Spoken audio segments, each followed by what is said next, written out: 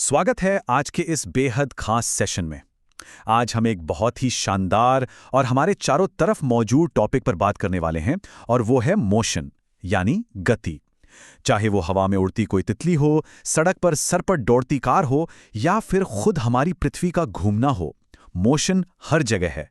लेकिन इसे वैज्ञानिक नजरिए से कैसे समझा जाए? आज का ये सेशन एक परफेक्ट स्टडी गाइड की तरह काम करेगा, जहां हम दूरी, वेग और त्वरण जैसे भारी भरकम लगने वाले शब्दों को हमारी रोजमर्रा की जिंदगी के बिल्कुल आसान उदाहरणों से डिकोड करेंगे। तो चलिए बिना किसी देरी के सीधे शुरू करते हैं। आज की हमारी इस स्टडी गाइड का एजेंडा बहुत ही सीधा और सुलझा हुआ है। हम इन 6 अहम पड़ावों से गुजरेंगे। रेफरेंस पॉइंट तय करना, दूरी और विस्थापन का फर्क, स्केलर और वेक्टर की दुनिया, औसत वेग, त्वरण का विज्ञान और आखिर में इन सबको असल दुनिया की स्थितियों में लागू करके देखना। तो चलिए अपने पहले पॉइंट से शुरुआत करते हैं। आखिर ये मोशन असल में शुरू कहाँ से होता है? जब भी हम कहते हैं कि कोई चीज चल रही है, तो सबसे पहला सवाल यही उठना चाहिए कि हम ये बात किस आधार पर कह रहे हैं।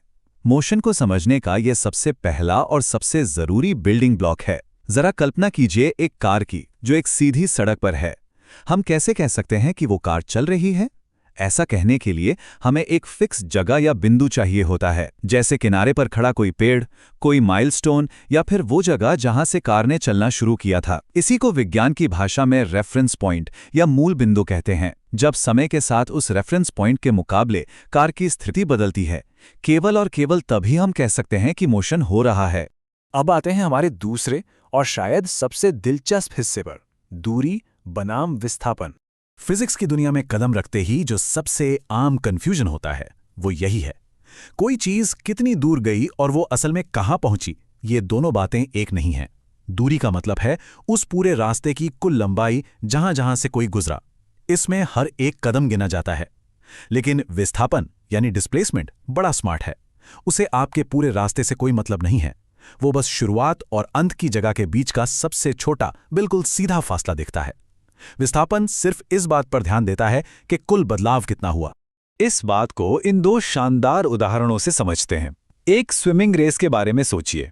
एक तैराक पूल के एक छोर से शुरू करता है, तैरकर दूसरे छोर तक जाता है और फिर वापस उसी जगह आ जाता है जहां से उसने शुरू किया था। यहां एक अच्छी खासी दूरी तय की गई है, लेकिन विस्थापन वो बिल्कुल शून्य है, क्योंकि शुरुआत और अंत की जगह तो एक ही है ना। बिल्कुल यही बात सीधे ऊपर उछाली गई बास्केटबॉल पर लागू होती है। गेंद ऊपर जाती है और वापस हाथ में आ जाती है। तय की गई दूरी काफी है, लेकिन विस्थापन फिर से 0। यहां से हम अपने तीसरे कॉन्सेप्ट की तरफ बढ़ते हैं, स्केलर और वेक्टर, जहां दिशा यानी डायरेक्शन का रोल शुरू होता है। अब जब हमें दूरी और विस्थापन का फर्क पता है, तो इसमें एक बहुत ही अहम चीज जोड़ते हैं, दिशा। विज्ञान की भाषा में दूरी एक स्केलर राशि है। इसका मतलब है कि इसे बताने के लिए सिर्फ एक नंबर की जरूरत है, जैसे 5 किलोमीटर की दूरी। बस बात खत्म। लेकिन विस्थापन एक वेक्टर राशि है। वेक्टर का मतलब है कि सिर्फ नंबर से काम नहीं चलेगा, दिशा भी बतानी पड़ेगी। जैसे 5 किलोमीटर उत्तर की ओर। एक सीधी रेखा वाले मोशन में दिशा दिखाने के लिए हम अक्सर प्लस और माइनस चिन्हों का इस्तेमाल करते हैं। ये सुनने में एक छोटा सा बदलाव लगता है, लेकिन फिजिक्स में ये पूरी की पूरी कहानी पलट देता है।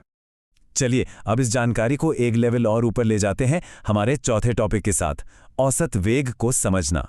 अब हम सिर्फ ये नहीं देख रहे हैं कि स्थिति बदली है, बल्कि ये भी देख रहे हैं कि वो कितनी तेजी से बदली है। औसत वेग, जिसे हम एवरेज वेलोसिटी कहते हैं, उसका काम बिल्कुल साफ है।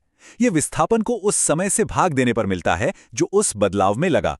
और क्योंकि हम वेग निकालने के लिए विस्थापन का इस्तेमाल कर रहे हैं, जो खुद एक वेक्टर है, तो इसका सीधा सा मतलब है कि वेग भी एक वेक्टर हुआ। वेग को हमेशा एक दिशा की जरूरत होती है। और यहीं पर हम अक्सर एक बड़ी गलती कर बैठते हैं। जब हम कार में बैठे होते हैं और डैशबोर्ड पर स्पीडोमीटर की सुई देखते हैं, तो लगता है कि हमें गाड़ी का वेग पता चल रहा है, लेकिन असल में ऐसा बिल्कुल नहीं है। वो स्पीडोमीटर सिर्फ उसी पल की चाल यानी इंस्टेंटेनियस स्पीड दिखाता है। उसे इस बात से कोई फर्क नहीं पड़ता कि कार उत्तर जा रही है या दक्षिण। लेकिन हमारा औसत वेग पूरी यात्रा के कुल विस्थापन और कुल समय का हिसाब रखता है, वो भी पूरी दिशा के साथ। अब आते हैं हमारे 5वें हिस्से पर, त्वरण यानी एक्सेलरेशन का विज्ञान। असल जिंदगी में मोशन हमेशा एक जैसा तो रहता नहीं।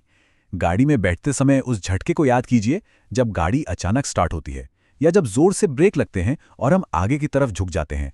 वो जो झटका है ना, वही त्वरण है। विज्ञान में औसत त्वरण का मतलब है कि समय के साथ वेग में कितना बदलाव आ रहा है।